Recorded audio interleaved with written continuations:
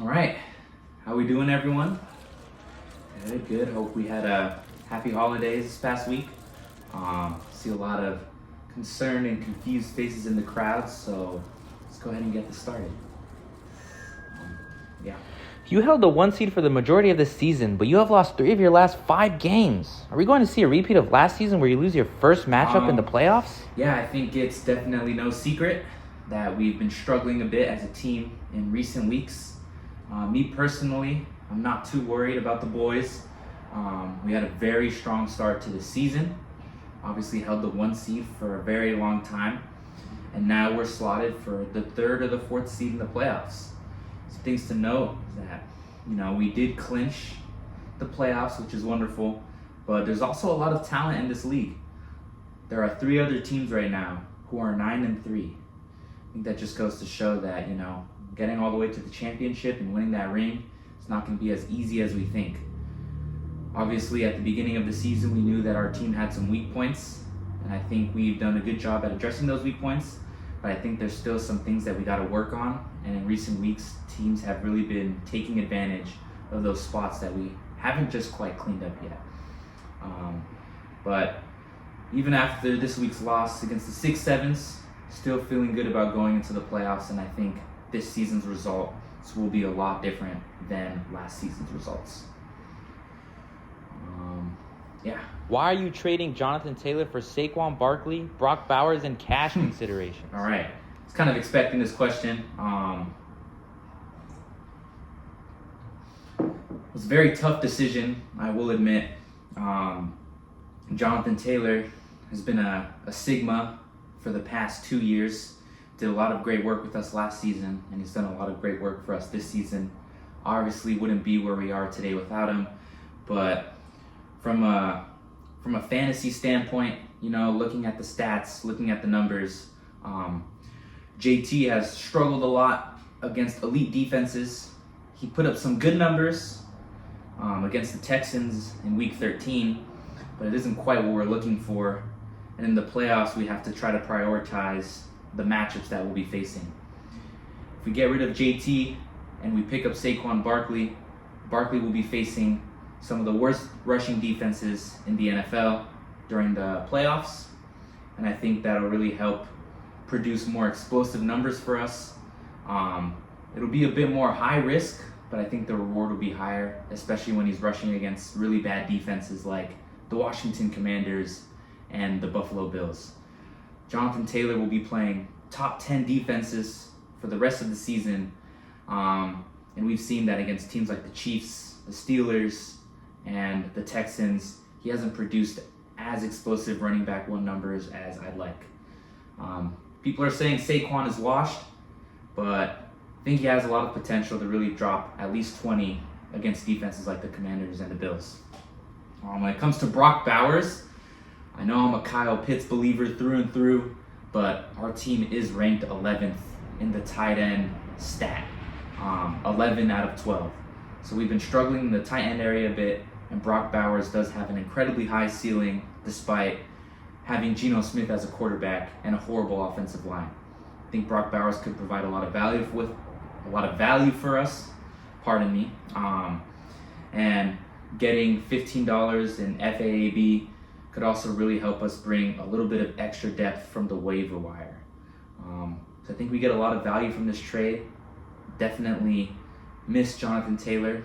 He's done a lot of great things for the Sigmas, but one of the things that we've struggled with as an organization is having depth. And I think adding this extra depth to our team could definitely help us avoid a first-round exit in the playoffs and produce a stronger playoff run against these tough teams. Yeah, go ahead. You've kept your roster fairly consistent throughout the season, despite the fact that your team is statistically garbage. Why have you suddenly decided to shake things up and trade so aggressively as we approach the deadline? Dummy head. Yeah, just want to thank you for being honest. I would say that I don't think the Sigmas are a garbage team. I know that everyone was saying we had a really bad draft to start the 2025 season, but if you look at the stats now, you look at the paper, We're a top 6 team in the league. That's a fact. There's no secret about that. We're a top 6 team in the league. We're playoff contenders. We got a lot of superstars who have been consistent producers, helping us win even our tougher matchups. To answer your question, even though I really like where this team is at, it's kind of adding on to what we were talking about earlier. We just got to add more depth to the roster. We're not perfect, and we have a lot of weak spots. And I think in recent weeks, those weak spots have become a lot more apparent.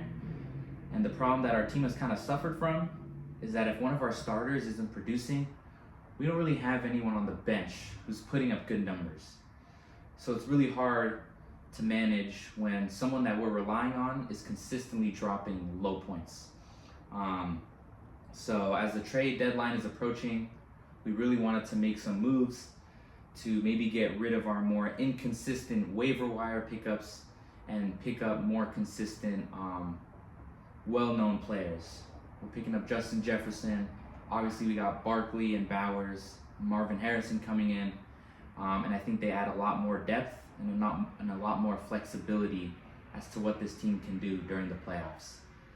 We're still keeping the roster fairly consistent. We still have JSN, we got Devonta Smith, still got DeAndre Swift, and Lamar Jackson, and Brandon Aubrey, our kicker, obviously. So we still have a lot of our starters, but we're just trying to find a couple more players to fill in that flex spot.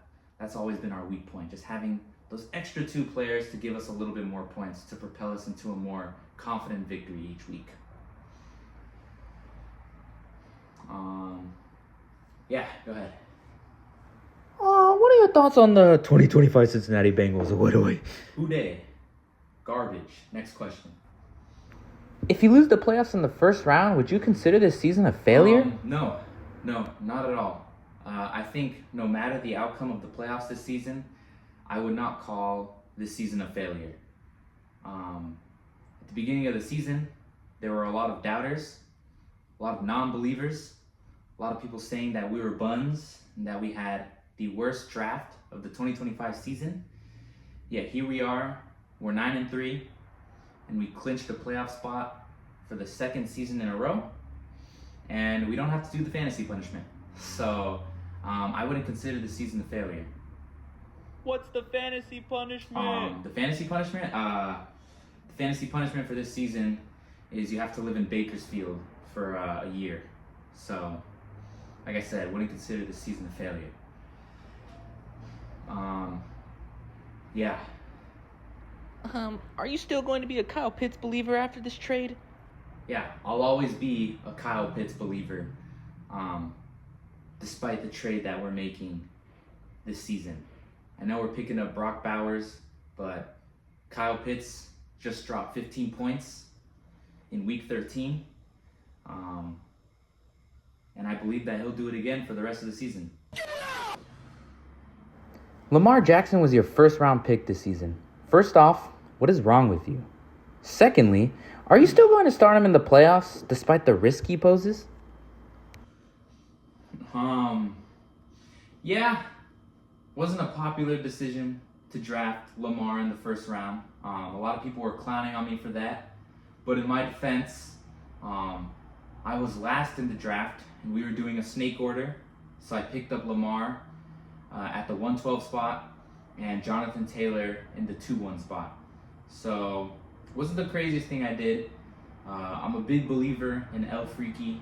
He produced a lot for us last season, but I definitely could have gotten more value if I picked up someone else in the first round and maybe waited a bit longer. But to answer your question, obviously Lamar has been struggling quite a bit.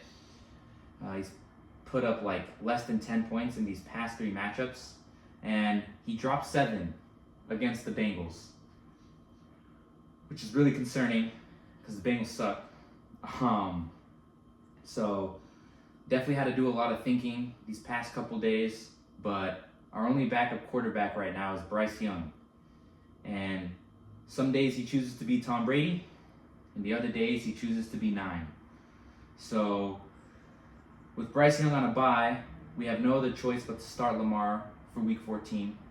But when the playoffs roll around, whether Lamar does good whether he does bad, I think we'll still have to consider starting Bryce Young for the first week of the playoffs or maybe picking up a new quarterback. We just have to wait and see, but he's our only choice for this upcoming week. So we'll play it by ear, see what happens when the time comes around. Yeah, go ahead. Yo, what do you think about the latest Clash Royale update? Level 16 cards, heroes, removing That's all I have magic time for. items Thank like you. books and Thank coins? you. What do you think? Wait!